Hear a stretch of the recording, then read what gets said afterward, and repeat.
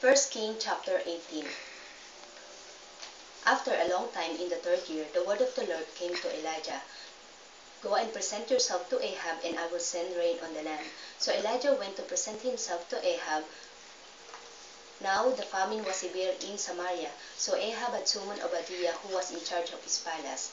Obadiah was a devout believer in the Lord. While Jezebel was killing off the Lord's prophets, Obadiah had taken hundreds of prophets and hidden them in 2 caves, 50 in each, and had supplied them with food and water. Ahab said to Obadiah, "Go through the land to all springs and valleys. Maybe we can find some grass to keep the horses and mules alive, so we will not have to kill any of our animals." So they divided the land they were to cover, Ahab going in one direction and Obadiah in another. As Obadiah was walking along, Elijah met him. Obadiah recognized him, bowed down to the ground, and said, "Is it really you, my lord Elijah?" "Yes," he replied. "Go tell your master, Elijah is here." "What have I done wrong?" asked Obadiah, "that you are handing your servant over to Ahab to be put to death? As surely as the Lord your God lives, there is not a nation or kingdom where my master has not sent someone to look for you. And whenever a nation or kingdom claimed you were not there, they made them swear they could not find you. But now you tell me to go to my master and say, Elijah is here? I don't know where the Spirit of the Lord may carry you when I leave you. If I go and tell Ahab and he doesn't find you, he will kill me. Yet I, your servant, have worshipped the Lord since my youth. Haven't you heard, my Lord, what I did while Jezebel was killing the prophets of the Lord? I hid hundreds of prophets in 2 caves, 15 each, and had supplied them with food and water. And now you tell me to go to my master and say, Elijah is here? He will kill me." Elijah said, "As surely as the Lord Almighty lives, whom I serve, I will surely present myself to Ahab today." So Obadiah went to meet Ahab and told him, and Ahab went to meet Elijah. When he saw Elijah, he said to him, "Is that you, you troubler of Israel?" "I have not made trouble for Israel," Elijah said, "but you and your father's family have. You have abandoned the Lord's command and followed the Baals. Now summon all the people from all over Israel and meet me on Mount Carmel, and bring the 450 prophets of Baal and 400 prophets of Asherah who eats at Jezebel's table." So Ahab sent word throughout all Israel and assembled the prophets on Mount Carmel. Elijah went before the people and said, "How long will you waver between two opinions? If the Lord is God, worship him, follow him. But if Baal is God, follow him." Then the people said nothing. Elijah said to them, "I am the only one of the Lord's prophets left, but Baal has 450 prophets. Get 2 bulls for us. Let them choose one for themselves, and let them cut it into pieces and put it on the wood, but not set fire to it. I will prepare the other bull, put it on the wood, but not set fire to it. Then call on the name of your God, and I will call on the name of the Lord. The God who answered by fire, he is God." Then all the people said, "What you say is good." Elijah said to the prophets of Baal, I choose one of the bulls. Prepare it first, since there are so many of you." So they took the bull given them and prepared it. Then they called on the name of Baal from morning till noon. "O Baal, answer us," they shouted. But there was no response, no one answered, and they danced around the altar they have made.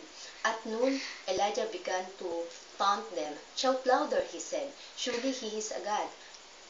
Perhaps he is deep in thought, or busy or traveling. Maybe he is sleeping and must be awakened." So they shout louder and begin to slash themselves with swords and spear, as was their custom, until the blood flowed. Midday passed, they continued their frantic prophesying until the evening sacrifice. But there was no response, no one answered, no one paid attention. Then Elijah said to all the people, "Come here to me." And they came to him, and he repaired the altar of the Lord, which was in ruins. Elijah took picked up 12 stones, one for each tribe descended in Jacob.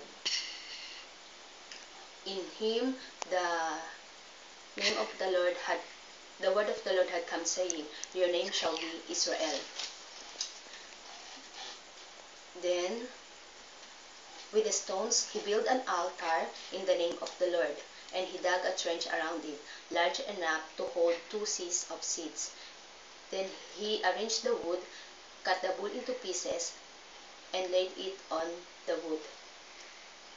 And he said to them, "Fill 4 large jars with water, and pour it on the offering and on the wood." "Do it again," he said, and they did it again. "Do it the 3rd time," he ordered, and they did it the 3rd time. The water ran down around the altar and even filled the trench. At the time of sacrifice, the prophet Elijah stepped forward and prayed, "O Lord God of Abraham, Isaac, and Israel, let it be known today that you are God in Israel, and that I am your servant, and have done these things at your command. Answer me, O Lord, answer me, so these people will know that you, O Lord, are God, and that you are turning their hearts back again." Then a fire fell down from heaven and burned the sacrifice, the wood, the stones, and the soils, and also licked up the water in the trench. When the people saw this, they fell prostrate and cried, "The Lord, He is God! The Lord, He is God!" Then Elijah commanded them, "Seize the prophets of Baal. Don't let anyone get away." So they seized them, and Elijah had them brought down to the Kishon Valley and slaughtered there. And Elijah said to Ahab, "Go, get up and eat. Go and eat, for there is a sound of a heavy rain." So Ahab went off to eat and drink, while Elijah went on the top of Carmel and bent down to the ground and put his face between his knees. "Go and look toward the sea," he told his servant. So he went up and looked. There was nothing there, he said.